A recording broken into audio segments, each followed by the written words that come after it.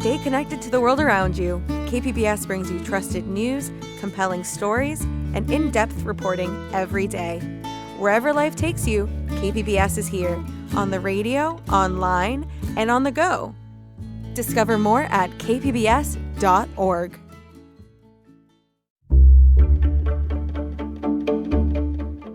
Good morning, I'm Lawrence K. Jackson. It's Wednesday, December 17th. The change is coming to the College Area and Clairemont. More on that next, but first, the headlines.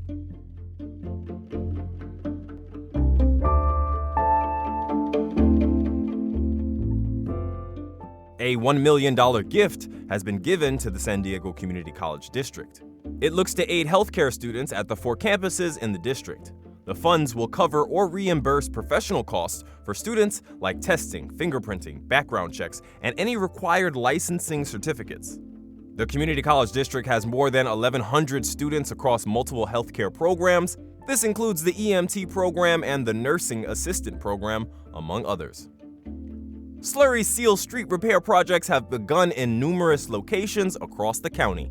Repairs and resurfacing will take place in Paradise and Skyline Hills, Otay Mesa, Encanto, and East San Diego. The seal slows down the wear and tear on streets and reduces the need for more expensive repairs. Slurry seal is applied in phases over multiple days or weeks. The latest street repair project is scheduled to be finished 2 months into the new year, weather permitting. A map of past, current, and future street repairs is available to residents to view at streets.sandiego.gov. Home prices across the state are down, while home sales are at the highest they've been in years. However, for us here in San Diego, there was a slight increase in prices and a decrease in overall home sales. The median price for a San Diego County home increased by 0.5%, landing us at a median price of $990,000. For context, that's 1.5% higher than it was 1 year ago. From KPBS, you're listening to San Diego News Now. Stay with me for more of the local news you need.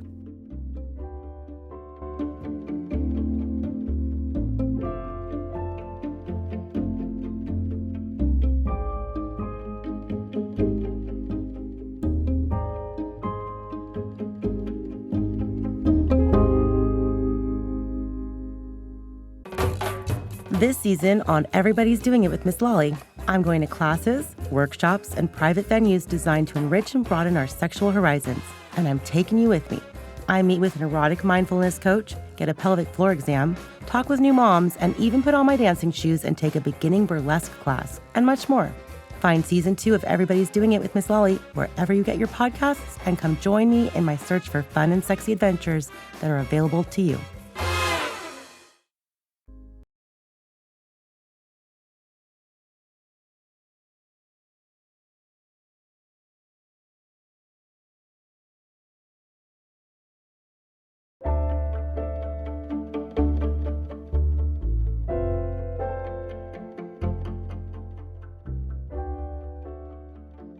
San Diego's Clairemont and College Area neighborhoods have new community plans after the city council approved them in a meeting yesterday. Metro reporter Andrew Bowen says they aim for more housing near public transit.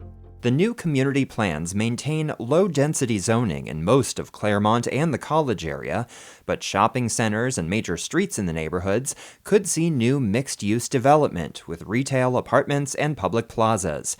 Councilmember Sean Ela Rivera says the college area's old plan, adopted in 1989, failed to allow for adequate growth near SDSU, forcing students to live in crowded bedrooms and garages. And the impacts it has on their lives and their neighbors' lives is real. And I think that we are going to be able to take a major step forward with the plan that's in front of us. A state law passed this year called SB 79 could supersede the city's zoning and allow for even more housing near trolley stations. Andrew Bowen, KPBS News.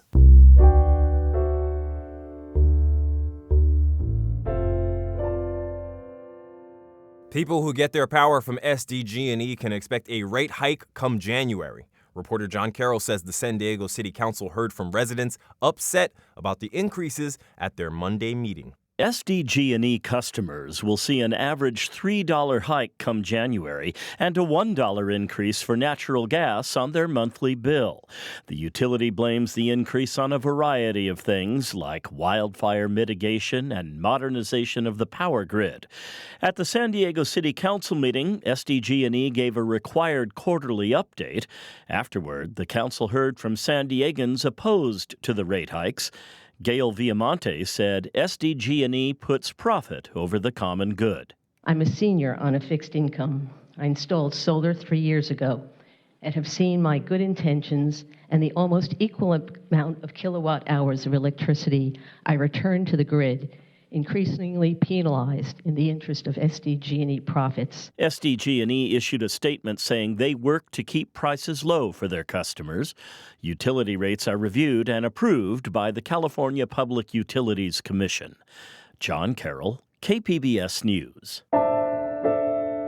The gradual demolition of the San Onofre nuclear generating station is nearly done. But North County reporter Alexander Wen says there is still a big job left to do.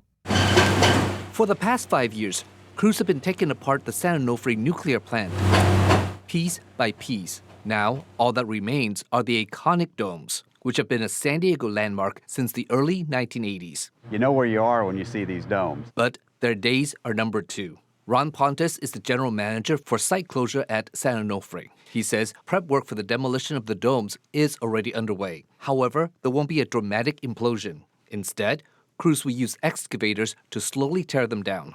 Pontes says that's safer than implosion because it reduces the risk of releasing nuclear radiation. Early in this business of demolishing these plants, there was some use of explosives to bring down buildings, and that generates a lot of dust. Pontes expects the domes to be fully demolished by the end of 2027.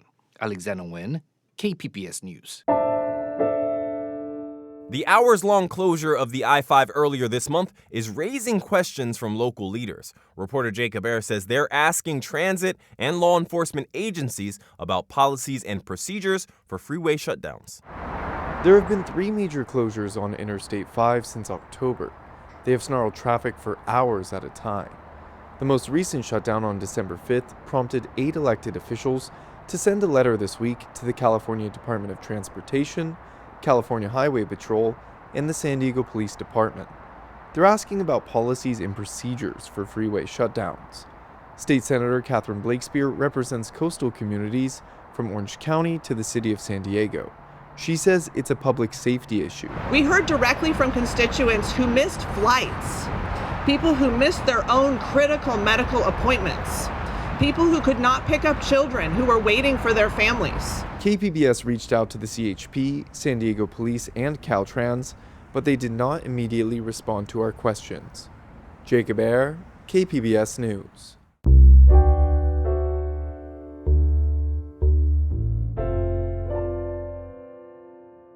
A new project is gathering stories of government persecution against LGBTQ+ San Diegans. Reporter Katie Heisen says it's preserving not just the past, but the present. Probably one of my favorite bits of local history. We've often disputed the Navy's ability to determine gayness. The Dixon Six were 6 women that were in the Navy in the 70s, and there was a witch hunt to, quote, ferret out the lesbians that were serving. Nicole Verdes clicks through photos inside the Lambda archives, where they serve as managing director. Protests against San Diego police raids of gay bars in the 70s, others against the U.S. government's lack of response to the AIDS crisis. They're gathering local stories of LGBTQ+ persecution by the government.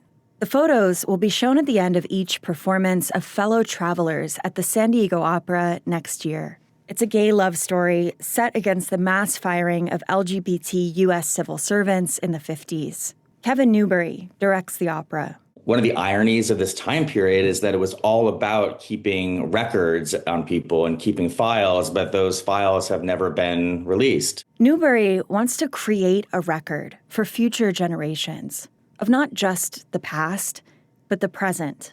Denial of gender on passports, transgender people banned from the military. I never thought that we would be including people that were getting fired today. The submission form is available on kpbs.org. Katie Heisen, KPBS News.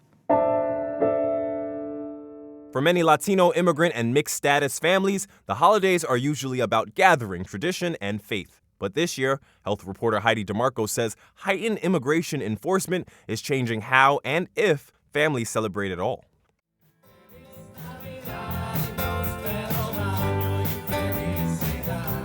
During the holidays, Latino communities are usually filled with music, dancing, and tradition.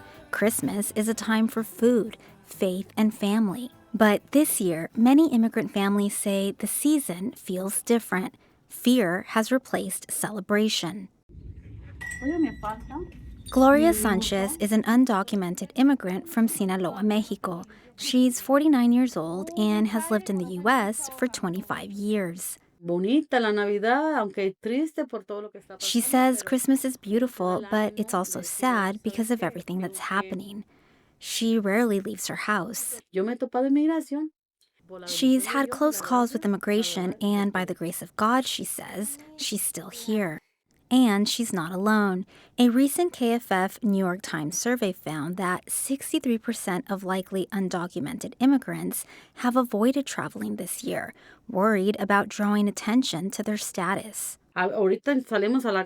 She says when she does leave, she doesn't know if she'll come back. Her husband is a gardener and is also undocumented. She says the thought of losing him is devastating. He's the one who supports the household. If they deport him, she says, their family will fall apart. She says the isolation weighs on her. She feels frustrated, stressed, and depressed. Some days she doesn't want to go out or even eat. She says her dogs are what bring her joy, easing her stress, and keeping her company during long days inside. Still, she tries. She says she finally found the motivation to decorate her home. Faith remains central to her life, especially now. But even the simplest traditions feel risky this year. The Day of the Virgen de Guadalupe is one of the most important religious celebrations in Mexican culture. Traditionally, families gather for early morning mass, music, prayer, and gratitude.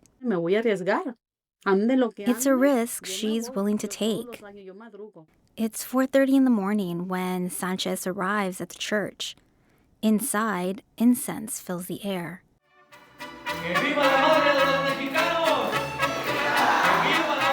Mariachis sing in praise. Aztec dancers' feet drum against the floor. And prayers ripple through the pews. Sanchez raises her hands and prays. She says, "Thank you, God, and my Virgin, who has protected me."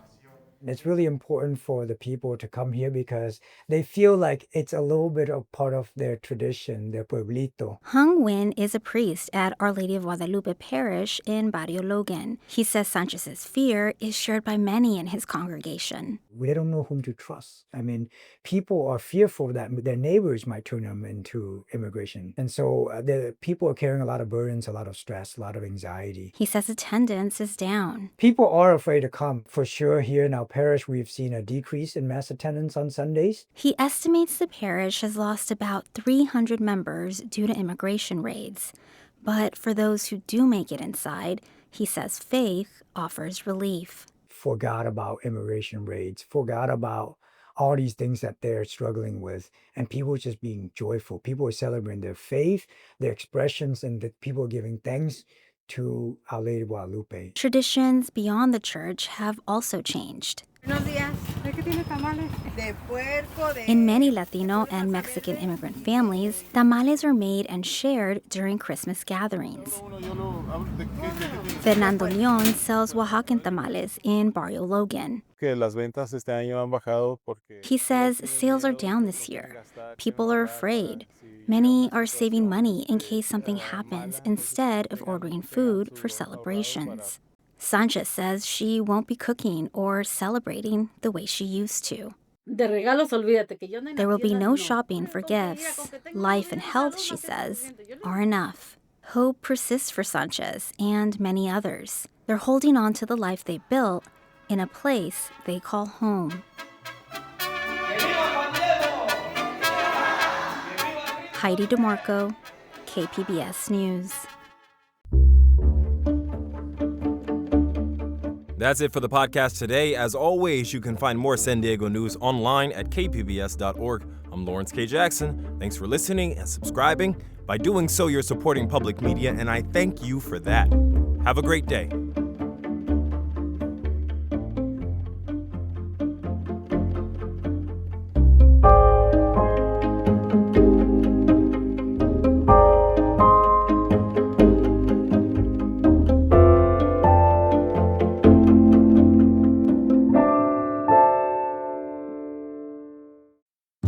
Stay connected to the world around you. KPBS brings you trusted news, compelling stories, and in-depth reporting every day. Wherever life takes you, KPBS is here, on the radio, online, and on the go. Discover more at kpbs.org.